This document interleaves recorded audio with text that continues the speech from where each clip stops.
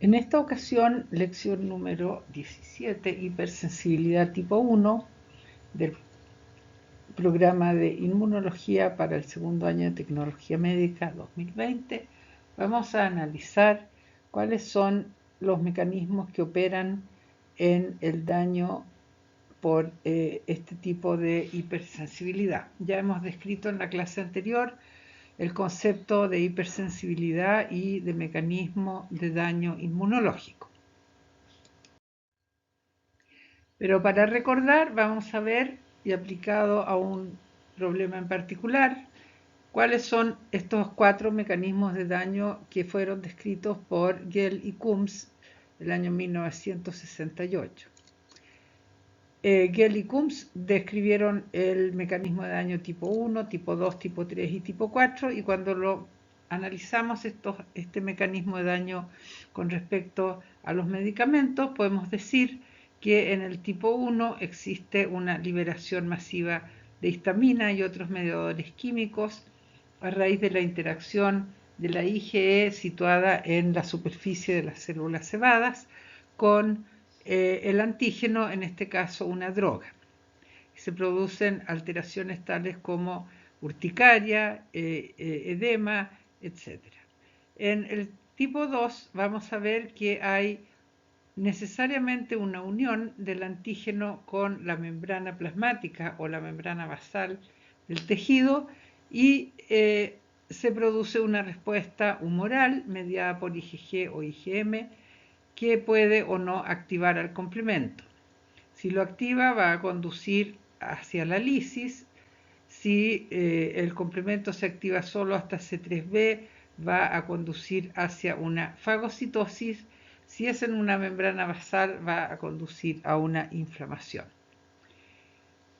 Por otra parte, en el mecanismo de daño tipo 3 se producen la formación de complejos antígeno-anticuerpo que van circulando por la sangre y que activan al complemento y producen, por lo tanto, una vasculitis o inflamación de los vasos sanguíneos de pequeño calibre.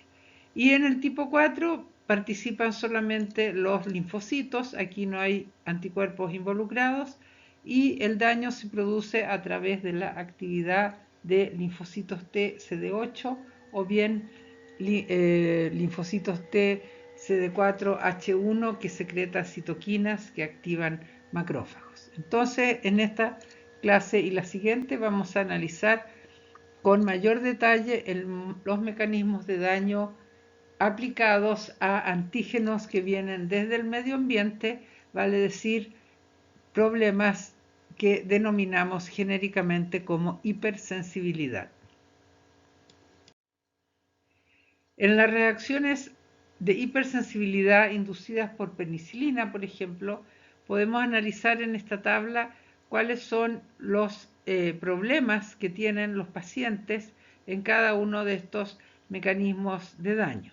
En el daño tipo 1 hablamos de reacción anafiláctica que puede conducir a un shock anafiláctico que a su vez puede llevar a la muerte, o puede haber edema angioneurótico, hinchazón de los ojos, edema de los párpados, edema de la cara, edema de la boca, edema periorbital o faringio y urticaria. Cuando estamos frente a un paciente que ha reaccionado frente a la penicilina con un mecanismo de daño tipo 2, vamos a ver que hay agranulocitosis, vale decir, disminuyen grandemente los polimorfonucleares, hay anemia, hay aumento de las enzimas hepáticas, falla hepática, función hepática normal, etc. En el mecanismo de daño tipo 3 podemos observar artralgia, artritis, artropatías, linfadenopatías, mialgias, nefritis intestinal, efusión pleural, pleuresía, neumonía y neumonitis. Y finalmente en el tipo 4 podemos ver que algunas de las manifestaciones son la dermatitis, eosinofilia y enfermedades sistémicas, eritema multiforme y otros tipos de alteraciones que veremos a lo largo de estas clases. Entonces vamos a partir con la hipersensibilidad mediada por un mecanismo de daño tipo 1 o reacción anafiláctico reagínica. En este diapositivo vemos algunas de las alteraciones que se producen por este mecanismo de daño, como las urticarias, la rinitis alérgica, la conjuntivitis alérgica y la dermatitis atópica. Entonces, en este caso, el tema está o se observa una inflamación que afecta ya sea a la piel, a las conjuntivas, a la mucosa nasal o en los casos de mayor gravedad pueden ser el asma bronquial alérgico y el shock anafiláctico. Donde cómo surgen los conceptos básicos de esta enfermedad, de este problema de hipersensibilidad. Hay tres conceptos que son importantes de analizar antes de comenzar a ver la patogenia propiamente dicha. ¿De dónde surgen los términos que se usan en este tema? Los términos alergia, el término anafilaxia y el término atopia.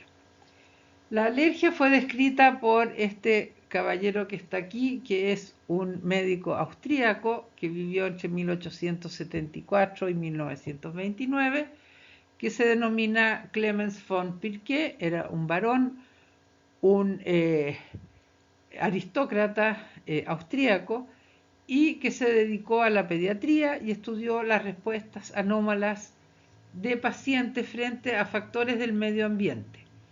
Estas respuestas anómalas o distintas respuestas inmunológicas que se traducían en algún tipo de daño, él las definió como alérgicas, como alergia, que quiere decir reactividad alterada. Viene del griego alos, otro, y ergon, trabajo. También este científico muy importante en la historia de la inmunología explicó la fisiopatología de la enfermedad del suero, que es una hipersensibilidad mediada por el mecanismo de daño tipo 3, que desarrollaban los pacientes con difteria tratados con suero antidiftérico preparado en caballos. En este caso se formaban complejos antígeno-anticuerpos. También este médico desarrolló un test de la tuberculina que demuestra la hipersensibilidad tipo 4. El término anafilaxia, como ya vimos en la clase pasada, fue acuñado por Richer y Portier, quienes investigaron el problema que surgía cuando las personas se ponían en contacto con los venenos de anémonas de mar. Ellos acuñaron el término anafilaxia para referirse a un modo distinto de reaccionar de parte de algunos individuos. Es el término contrario a profilaxia, que es el término que se usa para referirnos a la inmunidad protectora. Entonces, algunas personas reaccionan de una manera distinta y eso entonces estos autores denominaron anafilaxia. Y dijeron que muchos venenos poseen la notable propiedad de aumentar en lugar de disminuir la sensibilidad del organismo frente a su acción. Y a eso lo llamaron entonces anafilaxia. El término atopia tiene que ver con la población, tiene que ver con, es un término estadístico y viene del griego también topos, sin lugar o desubicado. Fue acuñado por un investigador norteamericano de California con un apellido Coca en 1923 y de esta manera él calificó a las personas que tienen una predisposición familiar para padecer alergia a sustancias muy variadas e inocuas para la población general. Vale decir, son sustancias que a la gran mayoría de las personas no les producen ningún problema, pero algunos de estas personas que se ven aquí en la foto van a ser atópicas y por lo tanto van a desarrollar un cuadro de hipersensibilidad mediada por un mecanismo de daño tipo 1. El concepto de atopia entonces se se refiere solamente a la hipersensibilidad tipo 1, no se aplica a la hipersensibilidad tipo 2 o 3 y algunos autores sí la aplican a la hipersensibilidad tipo 4. En Chile, aproximadamente el 20 al 30% de la población general, vale decir, de cada 100 personas hay 20 o 30 que son atópicos y que por lo tanto en algún momento de sus vidas van a hacer este cuadro clínico que es la hipersensibilidad tipo 1. Cuando ambos, esta es una condición que se hereda, es una condición, no es una enfermedad, sino que es una condición que hace más probable y más posible que la persona haga una enfermedad por un mecanismo de daño tipo 1. Tiene entonces un componente genético y cuando ambos padres son atópicos, el riesgo para el hijo de sufrir atopia es de un 50%, que aumenta a cerca del 72% si ambos padres tienen la misma manifestación atópica. Al decir, si los dos padres son asmáticos, la probabilidad de que el niño salga asmático también va a ser de un 72%.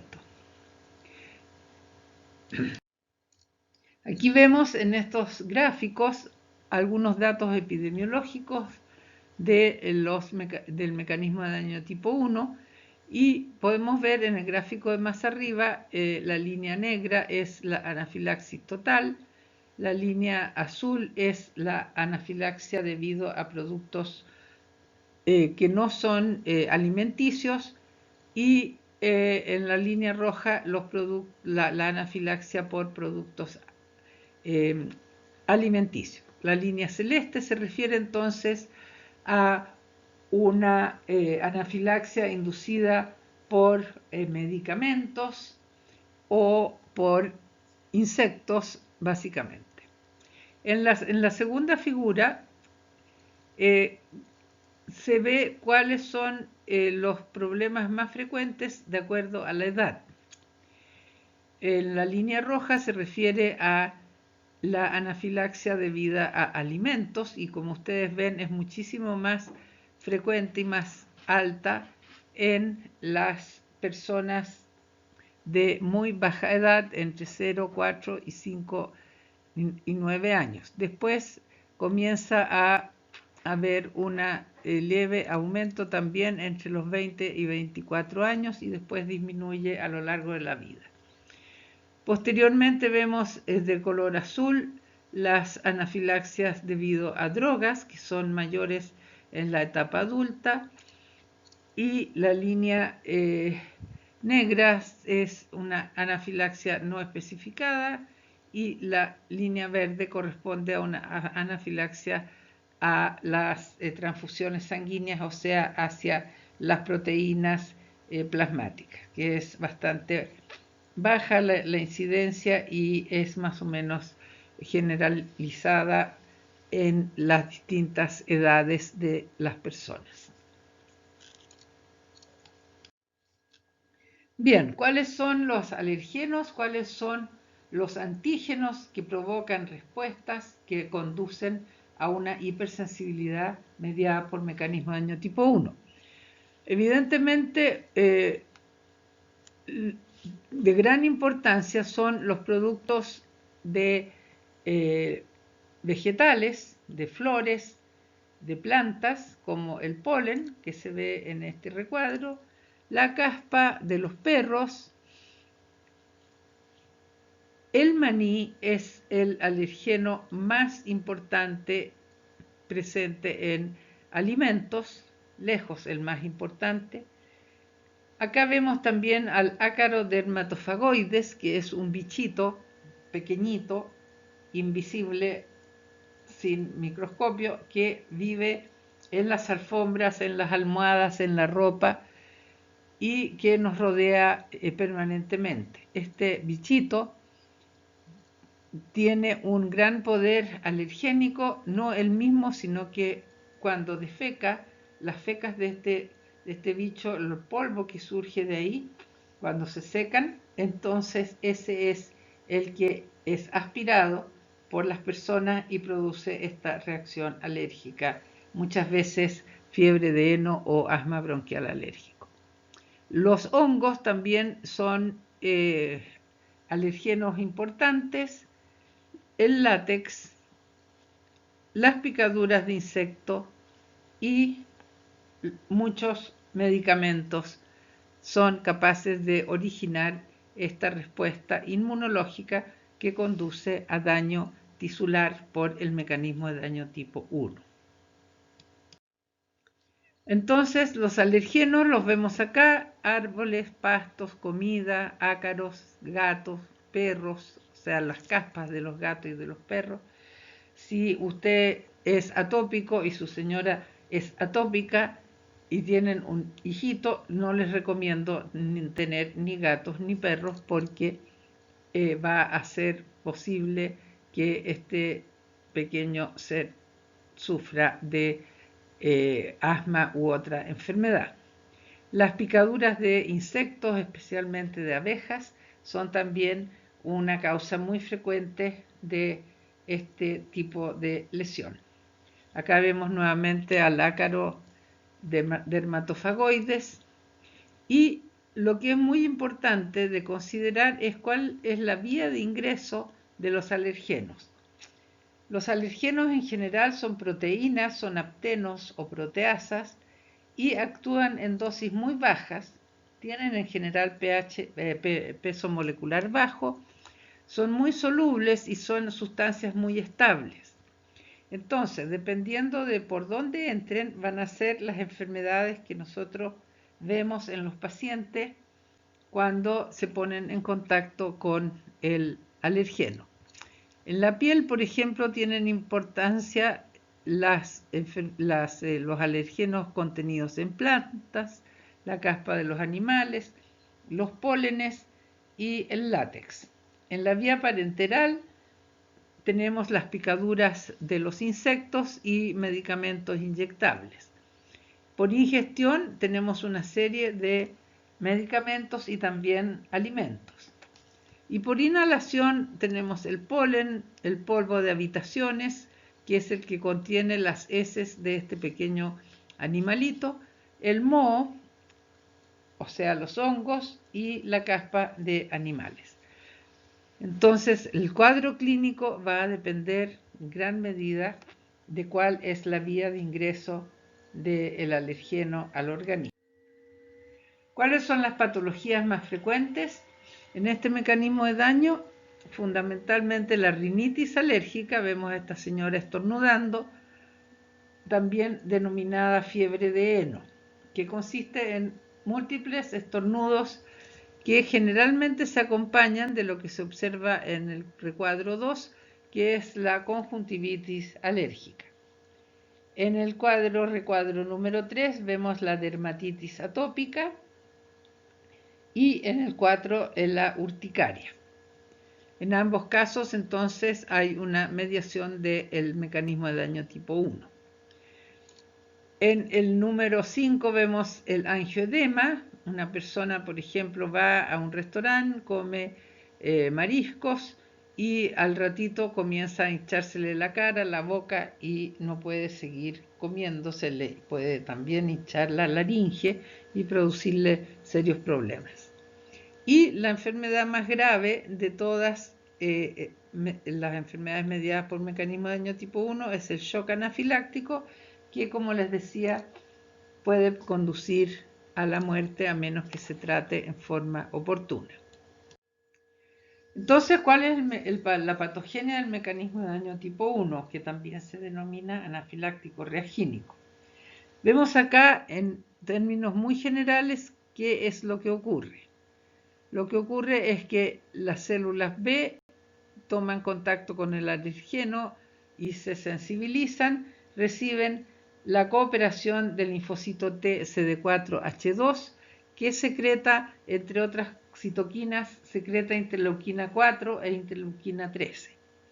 Esta interleuquina hace que la célula B, que contactó al antígeno, se diferencie a célula plasmática y sufra lo que se denomina, y que ustedes ya vieron en clases anteriores, lo que se denomina cambio de clase o switch isotípico.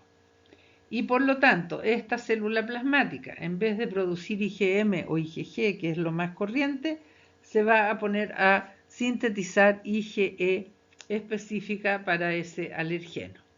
Y también va a generar células de memoria. Ahora, ¿qué particularidad tiene esta IgE? Esta IgE tiene la particularidad de ser homocitotrópica, vale decir, tiene una avidez por unirse a receptores que están presentes en células cebadas y que tienen muchísima afinidad por el segmento Fc de las inmunoglobulinas. Entonces, frente a un primer contacto con el antígeno, lo que sucede es que las células cebadas de la zona cercana a donde ingresó el alergeno van a quedar cubiertas con IgE.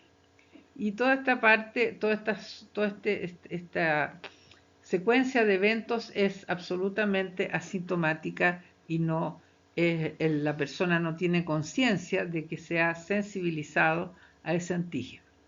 Cuando el antígeno ingresa por segunda vez, como se observa acá, la célula cebada lo va a recibir mediante las IgE que están en su superficie y esta unión antígeno-anticuerpo en la superficie de la célula cebada se va a traducir en la secreción de aminas vasoactivas y de mediadores químicos derivados del ácido araquidónico que van a llevar a una serie de cambios que incluyen la contracción del músculo liso, incluyen el aumento de permeabilidad de los vasos sanguíneos, incluyen la secreción de mucus, la agregación plaquetaria y las terminaciones nerviosas sensitivas son también estimuladas y se produce también una inflamación y la presencia de células especialmente eosinófilos. Vamos a ver este mecanismo de daño con un ejemplo concreto, cuál es el asma bronquial alérgico. Acá vemos en este diapositivo, en la parte azul del sistema respiratorio, vemos un pulmón normal con un bronquíolo normal con sus paredes abiertas para tener el lumen suficiente para que ingrese el aire. En cambio, en la parte roja del diapositivo vemos cómo quedan los bronquíolos y los bronquios cuando se produce una enfermedad asmática. Como ustedes ven, la cantidad de aire que puede fluir por este pequeño lumen que queda es muchísimo menor y por lo tanto la persona va a sentir una sensación de ahogo en cuanto no puede ni ingresar ni dejar salir el aire. En las figuras que están más abajo vemos un bronquíolo normal en el primer caso y después cómo se va inflamando y cómo se va acortando y achicando el lumen del bronquio a medida que avanza el ataque de asma. Esta parte que se ve de color rojo corresponde a la musculatura lisa del bronquiolo que se contrae y por lo tanto deja un lumen para el aire muchísimo menor. Cuando nosotros hacemos un corte histológico podemos observar algunos cambios que ocurren durante un ataque de asma. Y en el asmático crónico, estas son las alteraciones que se observan en una biopsia de un individuo asmático crónico. Entonces, lo primero que vemos es un engrosamiento inflamatorio de la mucosa bronquial con alta cantidad de eosinófilos. Se ve un engrosamiento de la membrana basal, se ve una hipertrofia del músculo bronquial, que es una musculatura lisa. Hay presencia de tapones mucosos que obliteran el lumen del bronquio, presencia de desprendimiento masivo del epitelio. En los casos más graves, el epitelio simplemente se desprende y también hay depósito de colágeno en la pared bronquial que puede llevar a una obstrucción irreversible en los pacientes crónicos. Esta imagen entonces corresponde a un bronquiolo de un individuo asmático crónico. En estas imágenes histopatológicas podemos ver con mayor detalle algunos de los cambios que ocurren a raíz de este mecanismo de daño inmunológico. Vemos en la fotografía de color azul el desprendimiento del epitelio bronquial, la presencia de mucus y sobre todo se ve muy claramente el engrosamiento de la membrana basal, aquí de color morado claro, y lo otro que podemos observar es que en la mucosa existen gran cantidad de células inflamatorias, linfocitos, macrófagos, y los vasos sanguíneos están aumentados en cuanto a su diámetro. Y en la otra figura vemos un tapón de mucus y un exudado inflamatorio rico en eosinófilos en el pulmón de un individuo asmático. Entonces, uno de los elementos muy importantes y básicos de esta enfermedad es la presencia de mucus en el lumen de los bronquíolos pequeños. Y cuando vemos aquí en esta fotografía el mucus que se ha extraído de los pulmones de un individuo fallecido por un ataque de asma. Si ustedes se fijan, el mucus está casi solidificado y presenta la forma que tiene el árbol bronquial.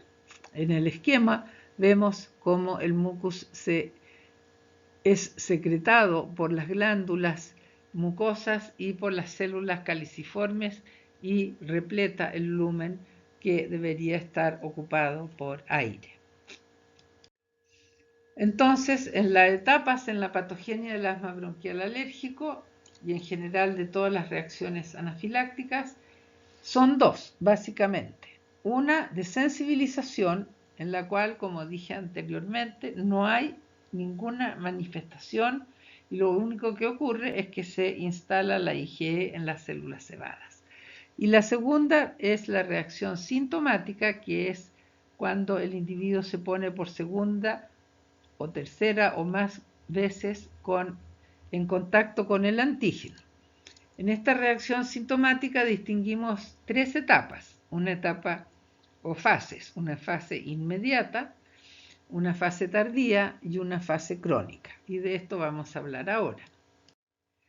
En estos esquemas, en estos dibujos, vemos cuáles son las etapas y cómo es la dinámica de esta respuesta de hipersensibilidad mediada por mecanismo de daño tipo 1.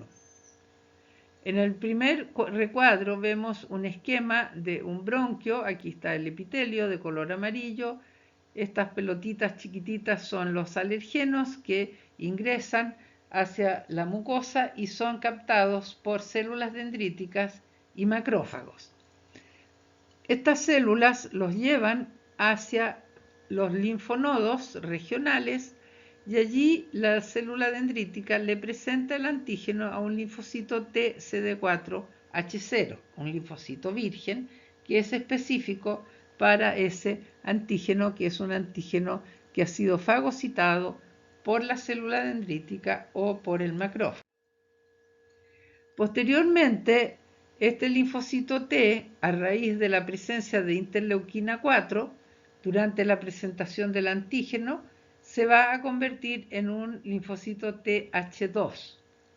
Y este linfocito TH2 es especialista en secretar interleuquina 4, fundamentalmente.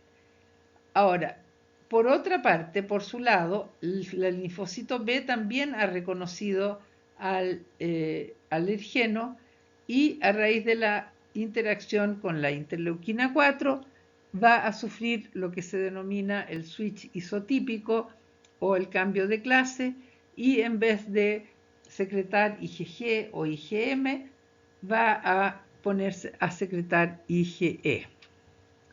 Entonces la IgE llega a la sangre y a través de la sangre llega al tejido conjuntivo y acuérdense ustedes de sus clases de histología que las células cebadas o mastocitos se encuentran en la cercanía de los vasos sanguíneos de pequeño calibre. Por lo tanto, estos anticuerpos pueden salir del vaso y llegar y unirse por su fragmento Fc a la célula cebada, que están obviamente cerca de un vaso sanguíneo. Entonces, hasta ahí estamos con la etapa asintomática. Todo esto ha transcurrido sin que la persona se dé cuenta, sin que la persona perciba nada. Entonces, en la etapa sintomática es cuando el mismo antígeno, el mismo alergeno, vuelve a entrar por segunda vez y se encuentra, o tercera vez, y se encuentra con la IgE que está unida a las células cebadas y se une al fragmento Fab de estas inmunoglobulinas que están unidas a las células cebadas.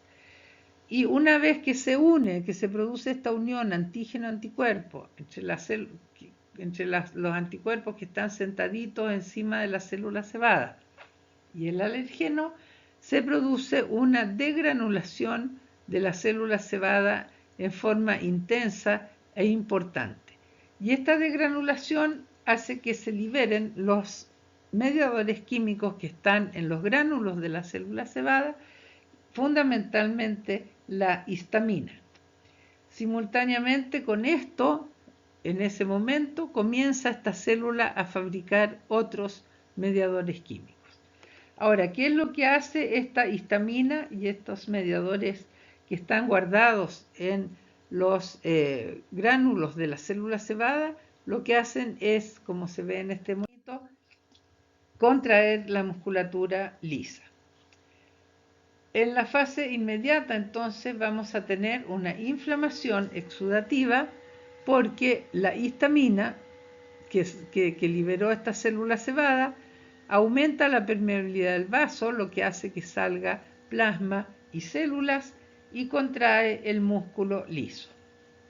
En la fase tardía se secretan mediadores químicos que tienen que ser fabricados por la célula cebada, que por lo tanto aparecen más tarde, y entre estos mediadores existen fundamentalmente mediadores que producen inflamación y producen la salida de gran cantidad de células, especialmente linfocitos, polimorfonucleares neutrófilos y polimorfonucleares eosinófilos. Con estos mediadores químicos también se puede producir una contracción de la musculatura lisa. Entonces el bronquio sufre verdaderos espasmos al contraerse esta musculatura lisa. Y finalmente en la etapa crónica, o sea, en la etapa que va entre medio de los ataques agudos de asma, el bronquíolo y el bronquio del asmático presentan células inflamatorias en la mucosa que lo rodea, como se aprecia en esta microfotografía electrónica del microscopio de luz.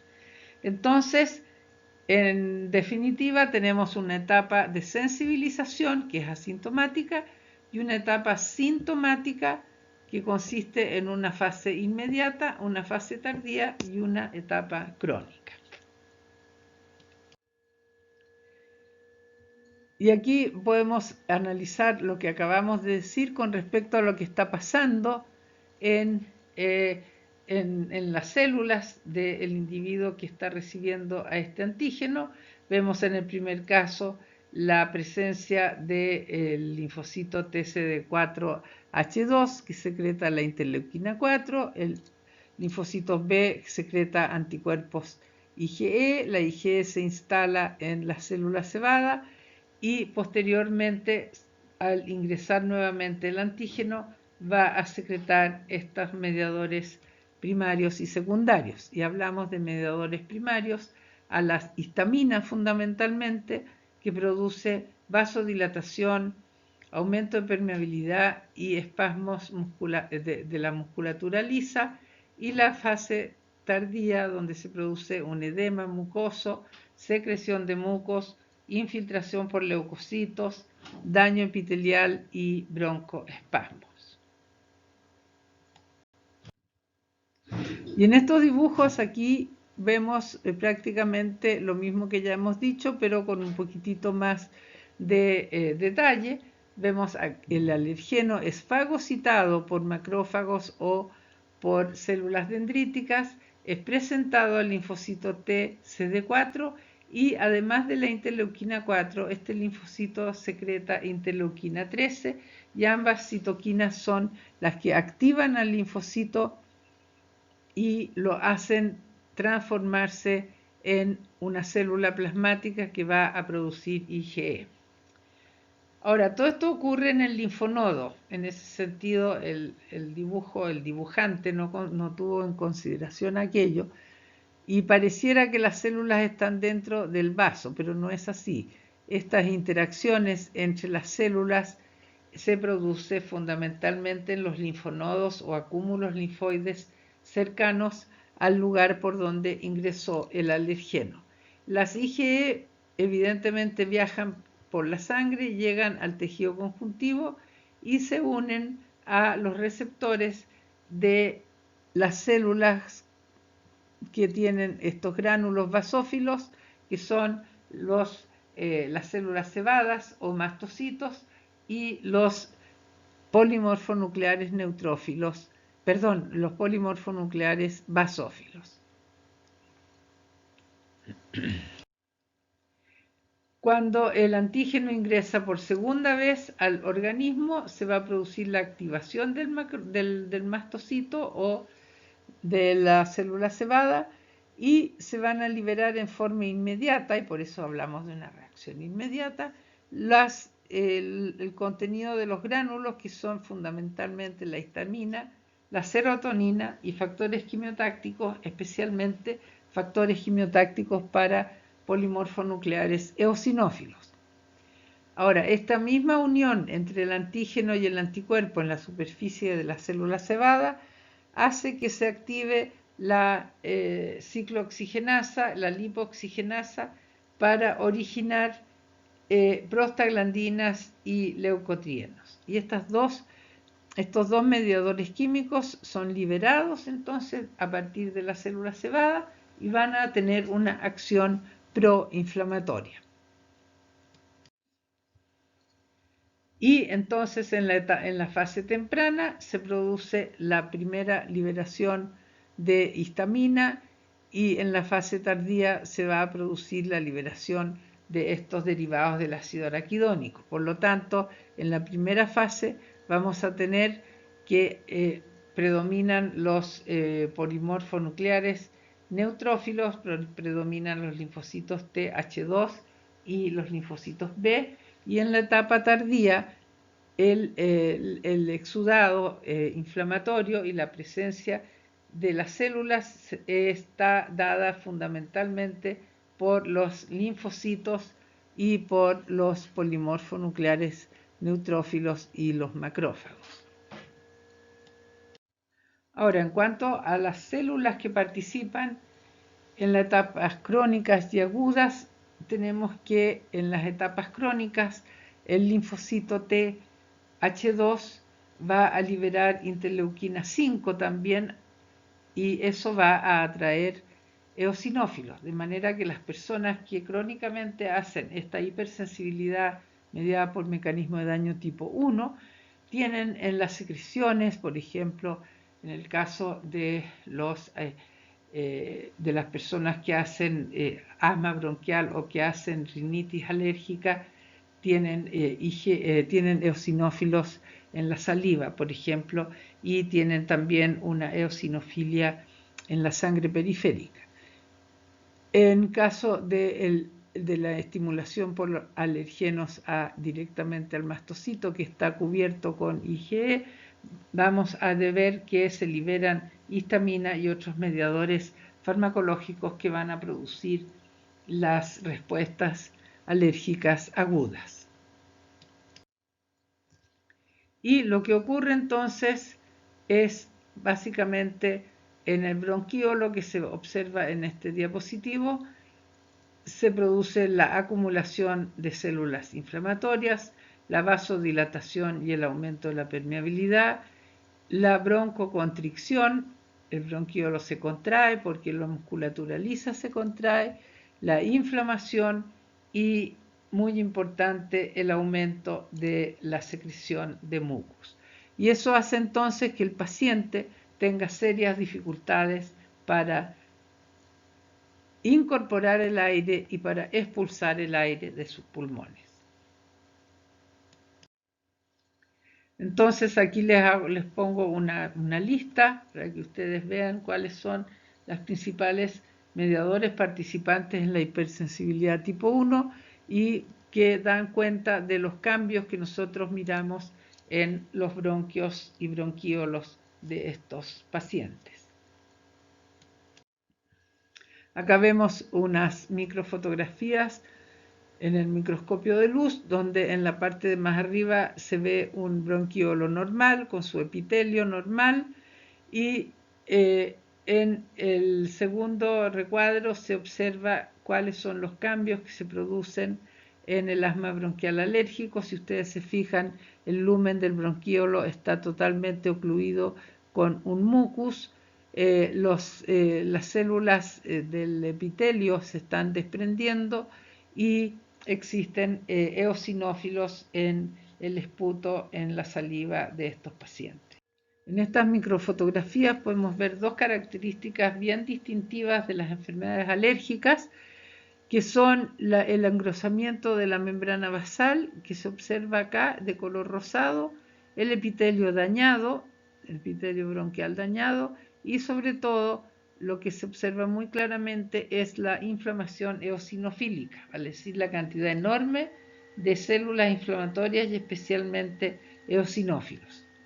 En este otro recuadro vemos con claridad el daño del epitelio que está desprendido, la presencia del mucus, la hiperplasia de las células musculares que se ven aquí de color amarillo y la enorme cantidad de células inflamatorias alrededor de este músculo. En resumen, entonces, la patogenia de etapas temprana y tardía, ustedes pueden seguir la flecha. Aquí está la presentación del antígeno en MHC clase 2 por una célula dendrítica, la diferenciación al linfocito Th2, su interacción con las células cebadas, con los epitelios, con los eosinófilos, con los linfocitos P, la producción de IgE, la IgE que se une a la célula cebada y la secreción de histamina y de lípidos y de citoquinas que nos va a llevar a las manifestaciones tempranas y a las manifestaciones tardías. Como dependiendo del órgano afectado puede ser las sibilancias,